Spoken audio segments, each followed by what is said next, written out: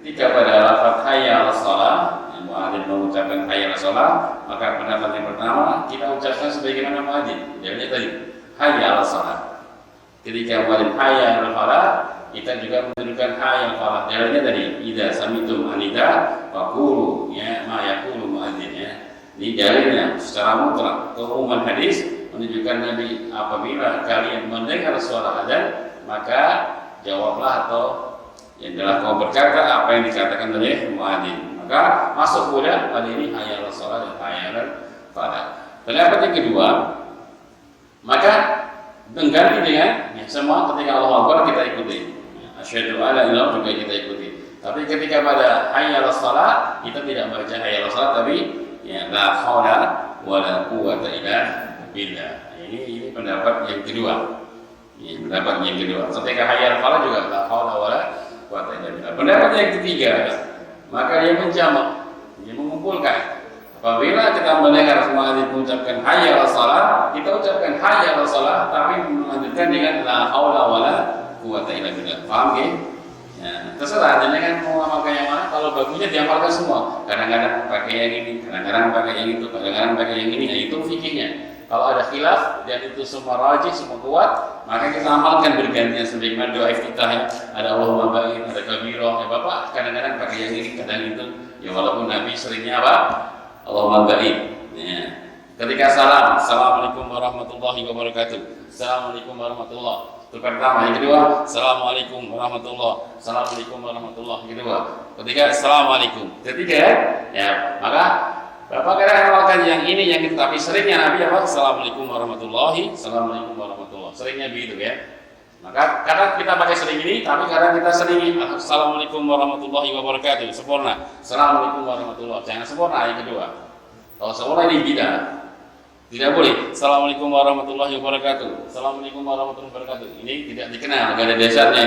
Yang ada assalamualaikum warahmatullahi wabarakatuh. Assalamualaikum warahmatullahi. Yang kedua assalamualaikum warahmatullahi. Assalamualaikum warahmatullahi. Yang ketiga assalamualaikum sekali saja. Nah, sekali ini jarang-jarang diamalkan. Nanti kalau diamalkan bahaya ya. Assalamualaikum itu sama jamanya gitu. Kok enggak salam gitu. Mungkin belum terkenal ya. Kadang-kadang kita ingin melakukan sunnah di satu kampung ya, kampungnya masih jauh dari ilmu, kita ngamalkan yang ketiga. Assalamualaikum, selesai sudah. Jamaahnya makmumnya masih gini terus Pak. Kok enggak ada yang kedua, kajian nanti ya. Nah, kalau belum biasa pakai yang umum saja. Assalamualaikum warahmatullahi wabarakatuh. Wassalamualaikum warahmatullahi wabarakatuh. Nah ini fikih, kalau ada sunnah-sunnah yang semua dipakai Nabi, maka kita juga kalau bisa mengamalkan bergantian. Cuma mana yang sering Nabi pakai, kita juga mengikuti mana yang sering Nabi pakai. Itu assalamualaikum warahmatullahi wabarakatuh. Assalamualaikum warahmatullahi wabarakatuh. Itu juga yang lainnya tadi ya. Jelas ya. Jadi pada hayya 'alas shalah ada 3 pendapat ya. Nah, saya punya rinciannya secara terperinci, cuma tidak perlu saya bacakan. Insyaallah saya ringkaskan saja. Kalau ingin detailnya yang mana, biasa saja saya punya ringkasannya. Sekarang masuk pada yang kedua. Itu jumlah yang kedua adalah waliyaumukum akbarukum. Hendaklah mengimami salah seorang di antara kalian, orang yang paling tua di antara kalian. Fihi padanya ada wujub salat jamaah. Pada lafaz ini Bapak Ibu yang saya muliakan, ada perintah tentang wajibnya salat jamaah. Hendaklah ada di antara kalian yang jadi imam. Ya. Menunjukkan apa? Diperintahkan wajib salat jamaah. Ya kan? Hendaklah ada di antara kalian yang menjadi imam, orang yang paling tua di antara kalian. Ini makna tersirat apa? Perintah salat jamaah. Perintah salat jamaah. Wa an-aqalla imamun wa ma'mun. Yang paling sedikitnya ada satu imam, ada satu makmum. Itu sudah masuk dalam kategori apa? Salat jamaah.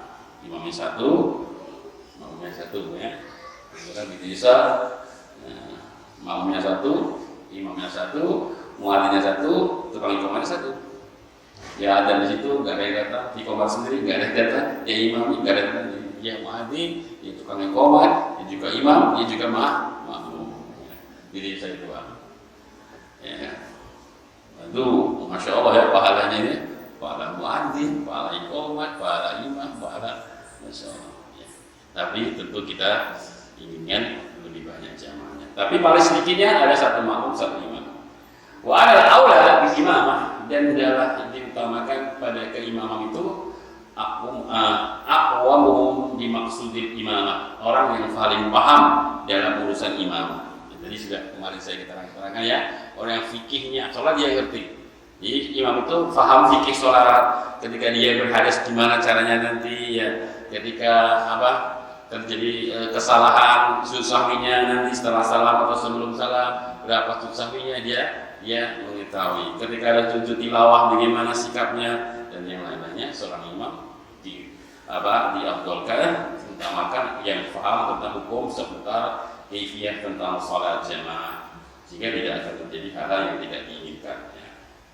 Kama sabata fi sahih, sebagaimana hal itu termaktub dalam kitab sahih, di mana Rasulullah mengatakan yang ummul qaum aqra'uhum li kitabillah, adalah yang menjadi imam satu kaum orang yang paling akrab, yang paling paham, yang paling bagus tentang bacaannya kitab Allah. Jadi ukurannya bukan yang paling banyak hafalannya, tapi yang paling bagus. Karena kan ada dua orang, yang satunya hafal 3 juz, satunya 2 juz, tapi bagus yang 2 juz, maka jadi imam siapa?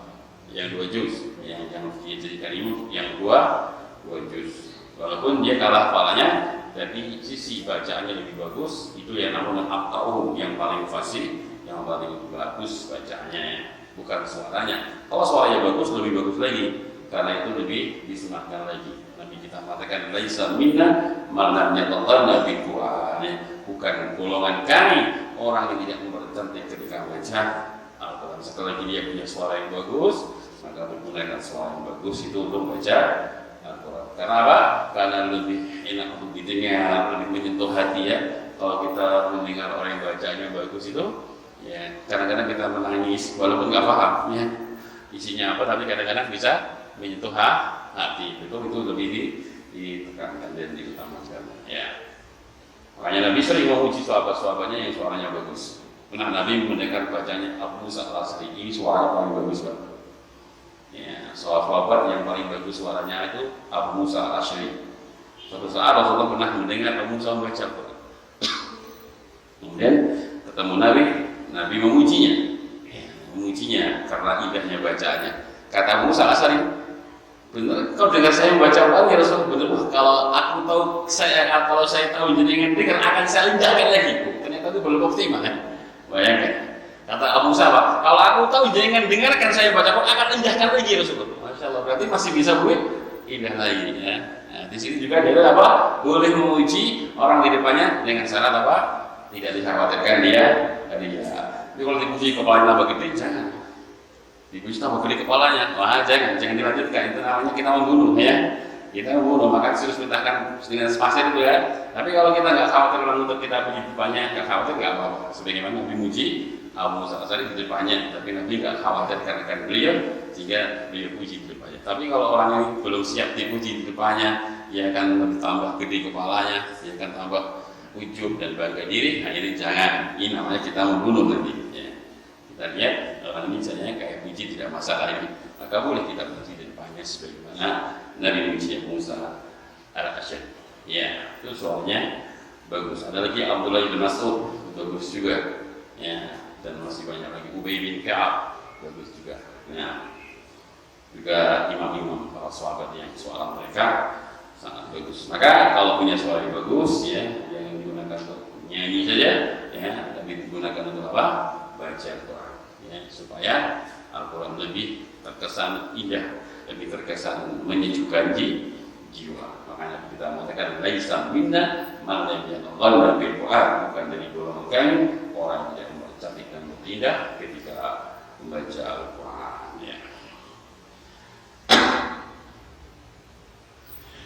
Kemudian kata beliau, "Faikanu fil qira'ati sawa", apabila dua orang itu dalam bacaannya sama-sama bagus, sama-sama banyak hafalan, kata beliau, fa'alamuhum bis sunnah, maka kedua yang menjadi standar penilaian parameternya apa? Yang paling alim dengan sunnah.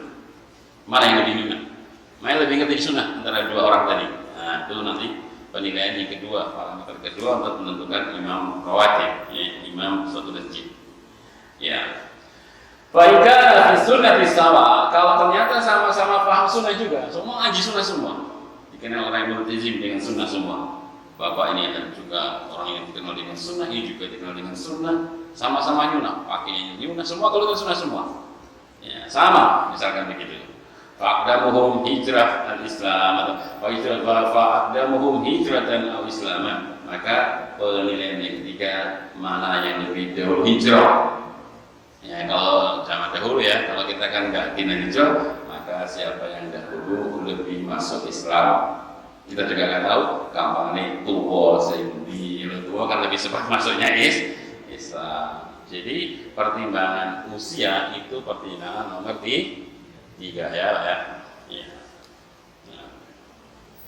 Faidah kana mutaqarribain, apabila mereka itu saling berdekatan semua, ya, maka kana aula minhuma akbaruhuma, maka yang lebih utama yang lebih tua di antara keduanya. Fa inna taqdima akbar masluhun fi kulli amrin talabin fihi at-tartib. Bapak Ibu yang saya muliakan, mendahulukan yang lebih sepuh itu bukan cuma disyariatkan dalam imam, tapi semua dalam syariat. Kita diperintahkan untuk selalu yang menghormati dan mengedepankan orang tua. Mudah ya, bareng-bareng menggopok jalan langsung udah kelompok ada orang tua belum makan langsung mubadir. Malah orang tua masih banyak, ini tidak punya adab ya. Pak, ya gitu, itu akhlak. Ya, Islam memuliakan orang tua ya. Makanya Rasulullah itu pernah duduk bersama para sahabatnya. Ya. Beliau punya makan, dia ingin memberikan makanan atau kalau saya lupa makan atau minuman. Tapi yang menjadi haknya adalah kanannya. Itu Rasulullah itu kan yuki butayamut, suka yang kanan-kanan. Dalam apapun beliau selalu mendahulukan yang kanan. Haknya yang kanannya. Haknya untuk memberikan yang kanan. Nah yang kanan ini Abdullah bin Abbas masih muda, masih belia. Yang kirinya beliau sepuh. Tapi secara hukum Islam yang kanannya. Tapi karena dia sepuh, Rasulullah minta izin kepada Abdullah bin Abbas. Gimana kalau ini minuman saya kasihkan bapak yang lebih tua daripada kamu? Nah, aslinya ini hak kamu karena kau kanan saya ya. Tapi kata Abdullah, oh nggak bisa. Ini mahal seperti ini nggak ada ngalah-ngalahan. Karena apa? Ada keberkahan sisa makanan dan minuman Rasul. Ya. Jelas sisanya Rasulullah jelas buat rebutan ya Pak ya. Keringatnya saja buat rebutan karena semua jasad Nabi itu berkah. Makanya Ali bin Abi Thalib ketika mau jadi panglima di perang Khaibar, matanya sakit diludahi Nabi sembuh seketika, tidak menyelesaikan satu pun bekas penyakitnya. Ini ludah Nabi khusus ya, tidak bisa. Ini tidak berlaku bagi selain beliau. Nah maka kalau ada orang sakit tempat kiai, Pak Kiai tolong ludahi anak saya, nggak tambah sembuh tambah umatnya. Itu khusus Nabi, bukan ini Pak Imam ini yang dibayar ini, Imam Sepuh ini, Pak Imam Sepuh ini, kelompok jenengan ada yang sakit, tolong diludahi pambu, diludahi, kasihkan. Setelah itu bisa mati Pak. Karena apa? Itu hanya khusus Nabi SAW. Makanya ketika Nabi meninggal tidak ada yang minta ludahnya Abu Bakar, ludahnya Umar, mereka orang-orang top semua, ahli jannah semua. Jadi tidak ada seperti itu karena memang itu haknya Nabi SAW. Dan Imam Nawawi tergelincir dalam masalah ini. Makanya sebagian masih banyak ya itu mereka pakai dasar yang disebutkan Imam Nawawi salah dalam masalah ini, tapi diikuti oleh banyak orang. Kalau salahnya jangan diikuti ya, manusia itu ketika tidak ada yang sempurna ya, nama besar tidak ada yang sempurna, kita salah ya jangan diikuti ya, jangan diikuti. Itu khusus Nabi SAW. Maka di dalam agama kita Bapak Ibu yang tua itu selalu memiliki nilai dan dihargai. Kita harus memuliakan yang lebih sepuh daripada kita ya dalam segala hal. Nah, bukan cuma sekedar dalam masalah imam, tapi dalam seluruh aspek kehidupan kita, akhlak dan perilaku kita sebagai orang muslim diperintahkan oleh syariat untuk selalu yang memberikan nilai penghormatan kepada orang yang lebih tua daripada kita ya. Nah, kemudian dalam yakul disogir mazidul fadl wa fadl, apabila di dalam suatu kaum itu tidak ada pemuda yang memiliki kelebihan, ya, pemudanya nggak ada kelebihan, pemudanya biasa saja, nggak ada yang hafal Al-Quran, nggak ada yang alim tentang agama, ya semuanya biasa, ya, maka nanti kita mengatakan kabir, yang sepuh, yang tua, barulah ada yang tua yang memimpin salat ya. Tapi kalau ternyata ada yang hafal Al-Quran, dikenal seorang yang bagus bacaannya, itu dia boleh dipilih. Ini saya membicarakan lepas dari imam wilayahnya. Kalau sudah ada imam wilayahnya, tidak usah kita bahas. Ini saya membicarakan yang belum ada imam wilayahnya. Kalau sudah ada imam wilayah di sini, misalkan ada pasar sebagai imam, nggak ada boleh mendahului beliau siapapun. Kalau menghafal Al-Quran, boleh baca bagus, nggak boleh dia maju tanpa izin beliau, nggak boleh, nggak ada. Karena saya sering lihat di sini ya, ada anak muda langsung maju. Saya heran ini, apa imam rohati kok tidak? Kok berani lancang? Ya walaupun dia hafal Al-Quran ya, ada imam yang wilayah nggak boleh sembrono tentang apa langsung maju. Ini menunjukkan dia kejahilannya tentang ilmu syariat dan ilmu sunnah, bukan seperti itu. Kalau sudah ada imam wilayahnya, imam yang maju. Kecuali imam itu memberikan izin, ya, mempersilahkan, itu lain masalah. Mungkin dia menghormati, ya, ini ada anak muda yang lebih bagus bacaan daripada saya, lebih banyak orang, silakan, itu lain masalah. Tapi dia nggak boleh langsung maju, lontol langsung, ya, seperti ini menunjukkan dia itu tidak boleh, menunjukkan dia itu tidak punya ilmu. Kalau punya ilmu dia nggak akan berbuat seperti itu, ya, karena ada imam wilayah, imam yang mencakup yang sudah disepakati oleh jamaah di tempat, sudah imam rawatib, maka tidak boleh siapapun mendahului imam itu kalau tidak diizinkan oleh imam rawatibnya. Jadi kita tadi bicara masalah apa? Masjid yang belum ada imamnya, maka cara memilih imamnya, parameternya atau ukurannya apa yang kita jelaskan tadi, ya, apa yang kita jelaskan tadi. Wa idza tarattaba shalah imam bi imamin wa ma'mumin, apabila telah terlaksana salat, ada imamnya, ada makmumnya, fa inna majura imam liyutama bih, maka dijadikanlah imam itu untuk diikuti. Fa idza kabbara, kalau imam takbir. Wa idza raka'a wa sajada wa rafa'a, apabila imam ruku', imam sujud, imam naik dari ruku', tabi'ahu min ba'di, maka dia mengikuti setelah imam bergerak. Wa yunha an mufaqatihi ila af'ali salat, dan tidak boleh membarengi mufaqatah, menyamai, membarengi tidak boleh, Pak ya. Membarengi kalau imam takbir langsung ikut membarengi itu sama bareng, itu enggak boleh. Ya, itu tidak diperbolehkan. Ya, dalam gerakan, dalam pula bacaan. Jadi yang mengatas dengan sudah selesai Al-Fatihah, imam baru alhamdulillahirabbil alamin. Jadi sudah selesai Al-Fatihah, boleh, ya. Tidak diperbolehkan dalam bacaan maupun dalam gerakan. Barang saja enggak boleh. Barangnya apalagi mendahului. Wa amma musabaqatihi al-imam, adapun musabaqah mendahului, ya, imam atau taqaddum alaihi fi ruku' wa sujud atau khafdi atau raf'i, dalam sujud atau ruku' atau ketika dia turun atau ketika naik, ya, fa inna dzalika haram, itu hukumnya bukan makruh tapi haram.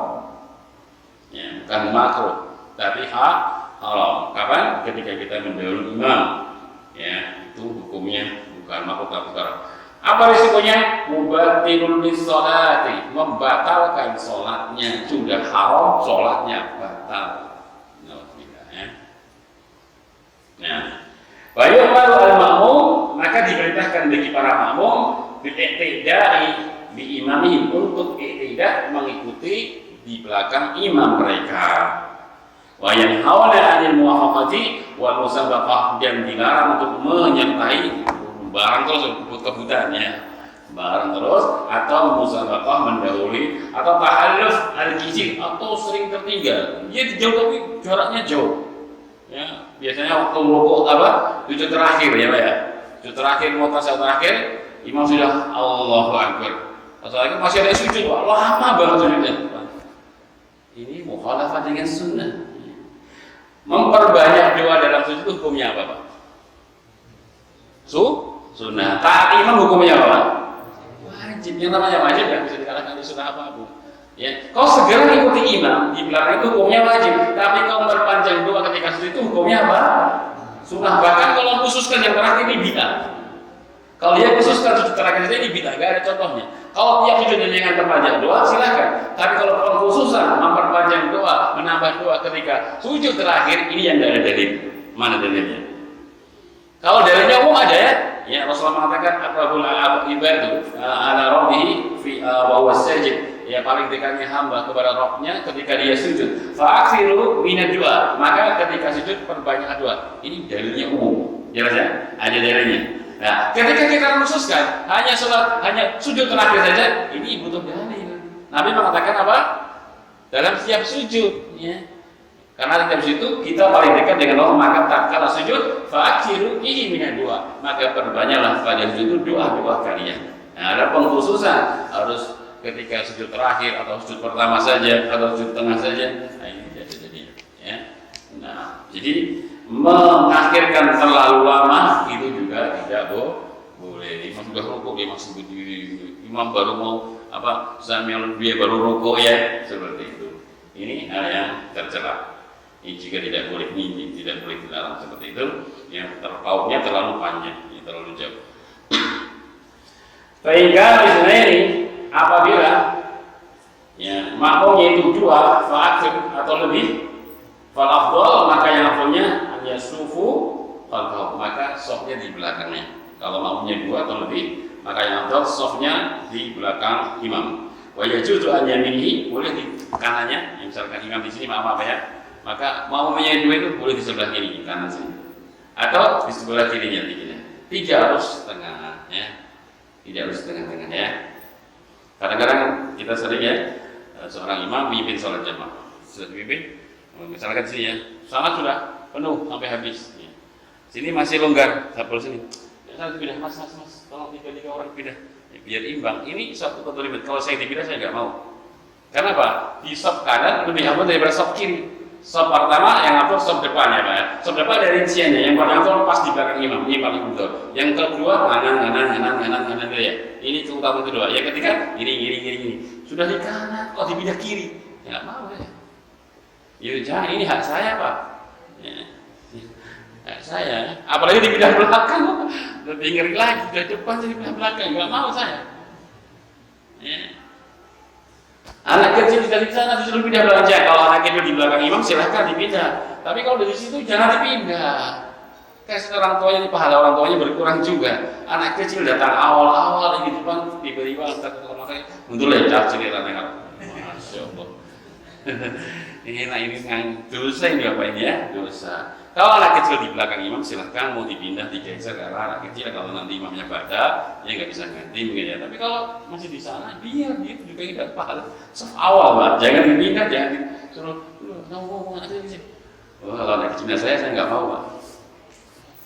Kalau anak kecil punya ilmu, dia nggak mau. Kata bapak saya sof awal itu paling bagus kok Pak. Itu anak kecil yang punya ilmu ya. Jelas? Ya, jangan dipindah karena tidak harus imbang ya. Tapi tadi boleh 2 itu di sebelah kanannya imam di sini, ya, 2 di sini, ya. Atau di sebelah kiri atau di tengah juga tidak masalah. Ya. Jelas itu faidah fikihnya ketika ngatur sholat. Ya. Kemudian kata beliau,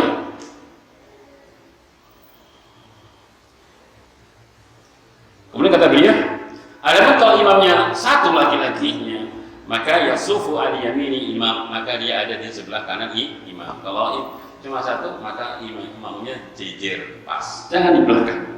Tapi jangan jauh usah dikasih selisih. Kadang-kadang dikasih selisih sedikit gitu ya. Ya, dia ada rapat ya. Dia ada rapat kakinya ya. Sama imamnya. Enggak usah dikasih jarak sedikit gitu agak mundur sedikit ya. Enggak usah. Kan memang sopnya kalau 1 jejer berdirinya bersama dengan yang sebelah kanan imam. Wal mar'atu khalfur rajul, dan yang namanya perempuan itu sopnya harus di belakang dulu. Jangan sejajar. Kadang-kadang ada masjid sejajar, walaupun ada temboknya tapi sejajar. Ya. Maka perempuan bagaimanapun sopnya di belakang laki-laki. Ya. Kalau maunya 2, perempuan 1, laki 1, maka duduknya sebenarnya berdirinya sama. Ini laki-laki sama imam jejer, belakangnya perempuan. Ya. Nah, itu cara mengatur sop. Nah, wa in waqafa ar-rajul wahid, apabila berdiri di belakangnya 1 laki-laki saja, ya, khalful imam, dia duduknya harus berdiri di belakang imam. Au khalfus shaffi, atau di belakang shaf, tidak ada udzur, bukan tidak ada udzur, batalat salatu, maka batal salatnya.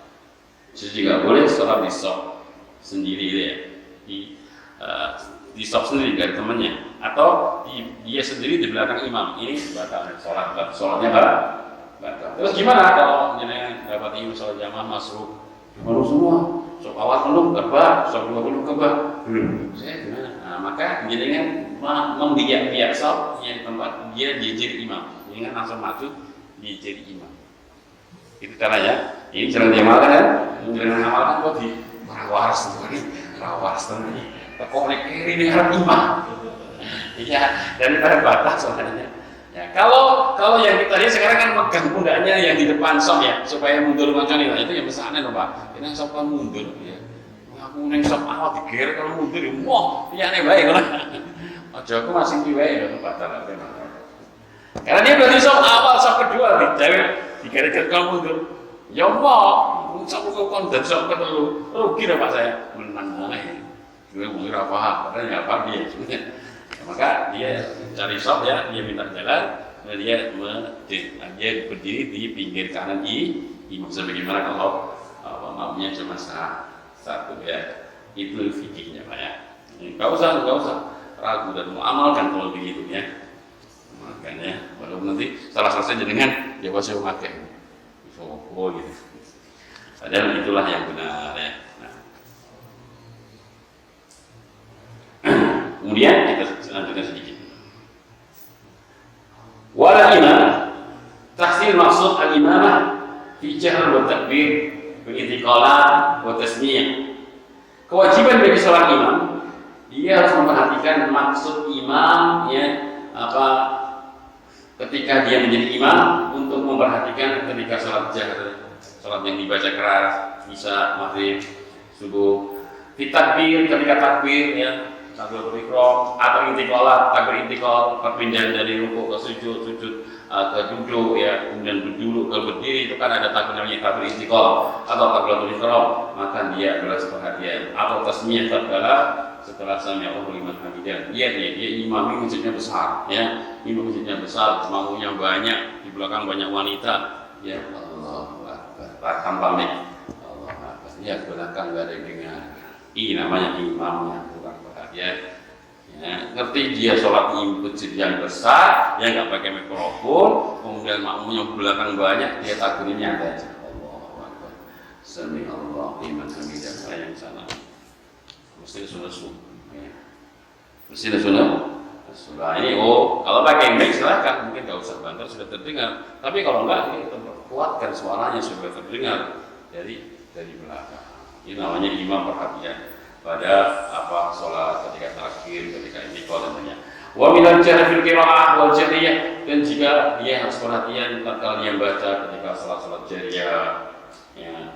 Wa alaihi mura'ah al ma'mumin, dia perhatian dengan makmumnya, ditaqaddum wa ta'akhkhur ya, kapan dia baca panjang, kapan dia cepatkan sholat, kapan dia lambatkan sholat. Ini makmumnya siapa? Semua rasa 75, 76. Ya, jangan baca yang panjang. Ini cukup baca yang pendek. Ya, kalau harus panjang ya sabi isma, al-ataka, wa syamsi wa duhaha, atau surat yang lain yang semisal panjang seperti surat tadi. Ya. Nah, ketika dia punya, kalau pelakunya anak-anak muda, silakan. Saya baru kemarin Pak, bahwa saya sudah jadi imam sudah tahunan di rumah saya. Saya sudah hampir jarang sekali baca panjang ketika sholat subuh. Tadi subuh saya coba panjang, saya baca surah Rahman. Surah Rahman saya bagi jadi dua.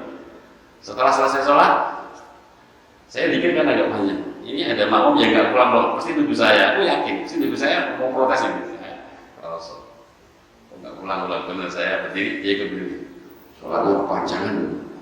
Langsung gitu. Masih muda, kabar, palanya besar lagi. Contoh saja ya, baru bertahun-tahun. Yang lainnya nggak ada yang protes, karena saya sudah biasa dulu panjang-panjang. Cuma ketika COVID ini saya kurangi panjangnya. Ya, kayak kok ingin baca panjang gitu. Itu pun saya bagi dua, apa saya bagi dua? Ya, saya bagi dua. Cuma wajah saya agak pelan-pelan gitu, takut gitu. Nah, saya cross orang ini nunggu saya mau protes, betul begitu. Palanya kepanjangan. Teman bos, masih muda mas. Coba kalau suruh antrian bagi-bagi sembako gratis, itu 2 jam kuat tidak? Oh kuat.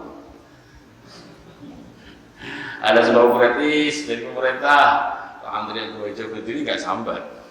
Di sholat baca Indah sudah sambat. Saya yakin dia itu kuat itu, ukurannya kuat ya.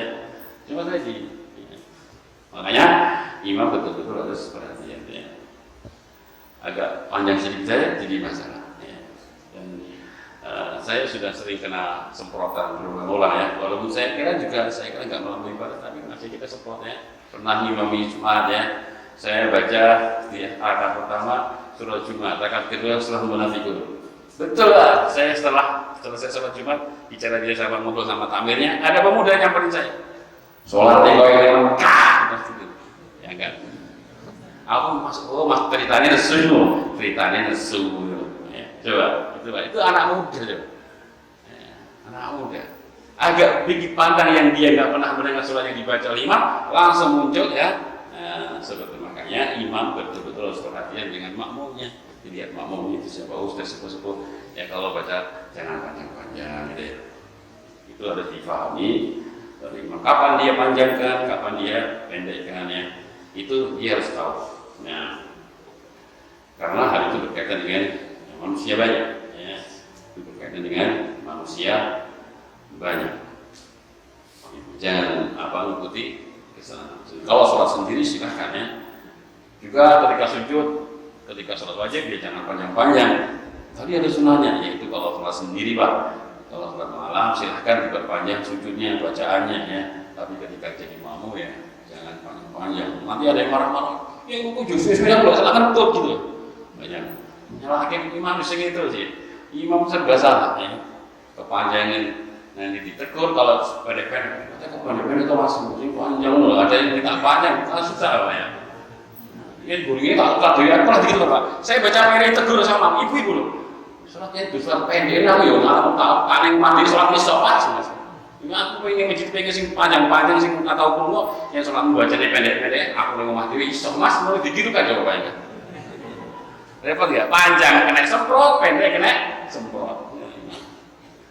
Makanya saya itu kalau udah jadi imam saya jadi imam aman sudah. Repot jadi imam. Panjang yang disemprot, yang pendek juga disemprot. Makanya betul-betul imam harus perhatian dengan makmumnya. Ya. Masih ada waktu? Ya. Sekarang yang ketiga, wahai al-ula di hadis sallu kama ra'aitumuni usolli. Yang paling utamanya pada pembahasan sallu kama ra'aitumuni usolli. Salatlah kalian sebagaimana kalian melihat aku sholat. Ada ta'limun min sallallahu alaihi wasallam. Ini adalah pembelajaran dari Nabi sallallahu alaihi wasallam bil qaul wal fi'l, dengan ucapan dan perbuatan.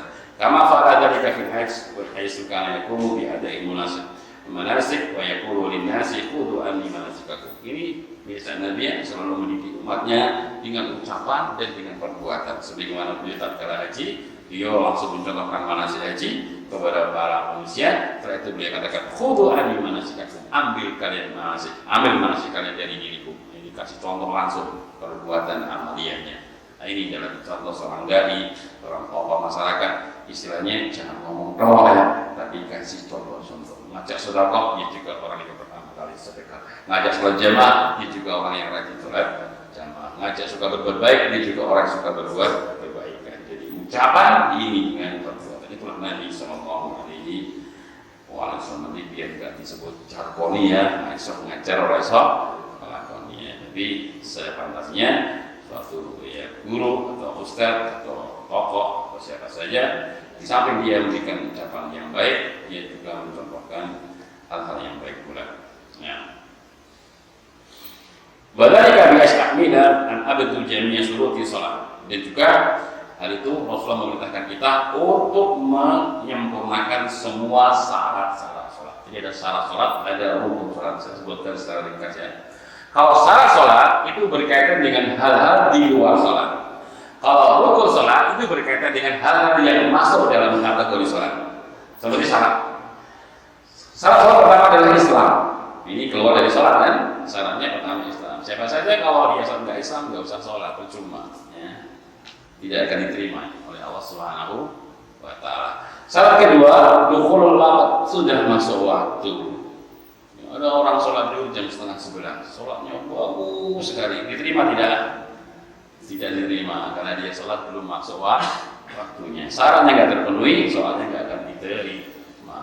Harus masuk waktunya. Ketika tamyiz ya sudah bisa membedakan mana yang baik, mana yang buruk, sudah bisa disuruh dan mungkin kalau disuruh tamyiz namanya. Nah, kemudian juga raful hadas, dia harus mengangkat hadas, dia harus punya wudu, jangan dia sholat tanpa wudu juga percuma ya. Rasulullah mengatakan innallaha la yaqbalu sholata ahadikum idza ahdatsa hatta yatawadda. Sesungguhnya Allah tidak akan menerima salat seorang di antara kalian ketika kalian berhadas sampai berwudu. Maka salat wudu, salat salat dia harus wudu, terangkat hadas. Juga disebutkan pula istiqbalul kiblat, menghadap ke arah kiblat. Salatnya masya Allah tapi menghadap Allah. Mas salatnya salah. Saya selalu alasan apa? Nggak mau ke kiblat. Alasannya apa? Allah itu di mana-mana, tidak harus di barat. Di sana juga ada Allah. Memang Allah cuma di barat. Dia soalnya mengarah ke arah utara misalkan. Kiblatnya kita ke arah barat. Ini diterima tidak?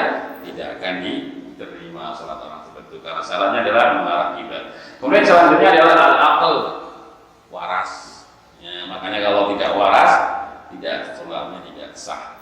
Karena orang yang tidak waras terangkat pena catatannya, baik catatan kebaikan apapun apa juga atau juga catatan kejelekan.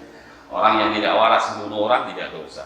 Orang yang tidak waras sedekah masjid juga tidak dapat pahala karena tidak waras, tidak jadikan tidak bisa diterima amal baiknya ataupun amal buruknya. Ketika akalnya hilang itu tidak ada hukum. Orang lindung bunuh orang, misalkan ya tidur, bisa tidur bunuh orang. Karena hukumnya ada. Kalau hukum Islam nggak ada. Tapi hukum pidana tetap kena apa? Di Indonesia tetap kena hukum. Tapi secara hukum Islam tidak kena karena dia tidur, dia hilang akalnya. Nggak ngerti orang namanya yang tidur, yang Niko nggak ngerti bunuh orang ya. Tidak ada dosanya. Ambil orang Niko kasih duit orang ini ada uang 5 juta buat kamu, dia tidur lagi dia. Nah, itu dapat pahala. Dia orang tidak waras. Makanya soalnya harus akal. Ya. Harus waras. Makanya ketika kita mampu tidak boleh sholat ya. Kita mampu tidak boleh sholat sampai kita paham apa yang kita baca. Awalnya dulu para sahabat ada yang mabuk, setelah mabuk sholat baca qul ya ayyuhal kafirun mumpung nggak selesai. Kemudian turun ayat itu. Tidaklah janganlah sholat wa antum sukara sedangkan berada dalam keadaan mabuk. Ketika tidak berakal maka sholatnya tidak sah. Kemudian juga termasuk syarat salat adalah tempatnya aman dari najis. Ya, tempatnya aman dari najis. Kecuali ada udzur. Saya contohkan udzurnya. Kecuali jenengan tidak tahu. Tidak tahu zakat salat, ternyata tadi habis putune ngokor di situ misalkan ya, tidak pakai sejadah. Begitu kayak mau pesing ya. Maka setelah itu jadi enggak sadar maka tidak masalah. Apa dasarnya? Dasarnya Rasulullah pernah sholat bersama para sahabatnya. Di tengah-tengah sholat Jibril datang membisikkan Nabi ya Muhammad, di sandalmu ada najis. Nah, Nabi tidak membatalkan sholat, tapi Nabi melepas sandalnya dan terus melanjutkan sholat. Dan sahabat di belakangnya melihat Nabi lepas sandal, ikut lepas sandal. Itulah sahabat yang sangat nyunah ya. Sangat nyunah. Nabi ini dapat sendal, ini dapat sendal. Setelah selesai, ya, kenapa tadi kalian coba sendal kalian? Nah, saya Nabi coba sendal. Tadi Jibril datang kepada saya, di sendal saya ada najis. Memang sendal itu ada najis? Enggak, ikut dapat sendal. Nah, di situ Rasul tidak mengulang. Ini dalil menunjukkan ketika tidak tahu maka tidak membatalkan sholat. Tapi sudah ngerti ada sendalnya ada najis, dia sengaja ini nggak boleh. Atau tempatnya sudah najis dia nggak boleh. Untuk yang kedua, dia nggak bisa lepas. Misalkan ada orang tua kita sakit, sudah nggak bisa lagi diapa-apakan, nggak berat di situ, mau diangkat sudah sakit semua ya, mau dipindah, mau dibersihkan juga sulit dia bersihkan, ngompol di situ, pinggir di situ sudah. Ya, gimana dia sholat? Ya di situ dia sholat, najis nggak masalah. La yukallifu nafsan illa wus'aha, fattaqullaha mastata'tum. Bertakwalah kepada Allah semampu kalian. Maka sholat apa adanya di situ, walaupun najis semua nggak masalah. Ini namanya udur, jelas. Tapi selain itu tidak ada udur lagi. Ya, maka selamanya tempatnya harus aman dari najis. Itu diantara salat. Ada pun rukun, kalau rukun ada di bagian sholat, makanya rukun pertama adalah apa? Misalkan berdiri. Siapa yang sholat wajib tidak berdiri, sementara yang mau berdiri sholatnya tidak sah. Dia bisa berdiri tapi dia sholat duduk. Kalau sholat sunnah boleh. Kalau sholat sunnah boleh Pak. Misalkan Bapak capek, ya, malas tapi mau meninggalkan sholat malam juga iman-iman. Ya sholat malam iman-iman tapi mau asal kabeh wis tak sholat sambil duduk. Boleh tidak? Boleh, karena sholat sunnah. Tapi kalau wajib jangan mau berdiri, nggak boleh dengan duduk. Nggak boleh dengan duduk. Ya. Selalu iman kan karena sholat kadang berdiri. Fa'ilan dasari faqaidan. Kalau nggak mampu baru dengan duduk. Kalau nggak mampu ada jenbik berbaring. Tapi selalu perintah wajib. Selalu iman. Sholatlah kalian dalam kondisi berdiri, ini wajib. Baru ketika tidak mampu faqaidan maka duduklah. Nah, baru kita berduduk kalau nggak mampu. Kalau masih mau berdiri tidak boleh sholat dengan duduk. Itu dalam hal yang wajib.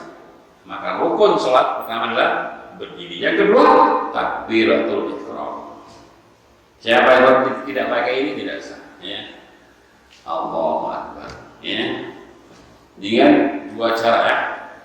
Cara pertama jari sejajar dengan mankibain. Udah. Allah. Jadi. Ya. Kita lagi dikit lagi ya. Yang kedua sejajar dengan telinga. Ya. Pertama sejajar dengan telinga. Ini cara pertama ya. Cara yang kedua sejajar dengan bahu. Seperti ini. Tapi boleh gini. Allah, boleh ya. Kalau Bapak lihat orang takbirnya, Allah jangan disalahkan. Ya kalau yang ini terlalu bakhil. Ada yang gini, pelit banget ya. Angkat dikit aja boleh. Allah. Ada yang mampu kata, Allah. Ada yang dibentuk lafaz Allah. Allah. Ya ada pernah lihat ya? Dibentuk lafaz Allah tangannya. Allah. Nah, ini kok nyambung itu nih Pak.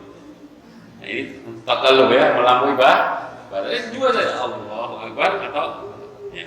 Caranya apa? Caranya suara dan gerakan bersama. Allah sekalian Allah gerak dan suara baru Allahu Akbar. Ya. Sekalian baru ya. Allahu Akbar. Gerakan dan suara bersama.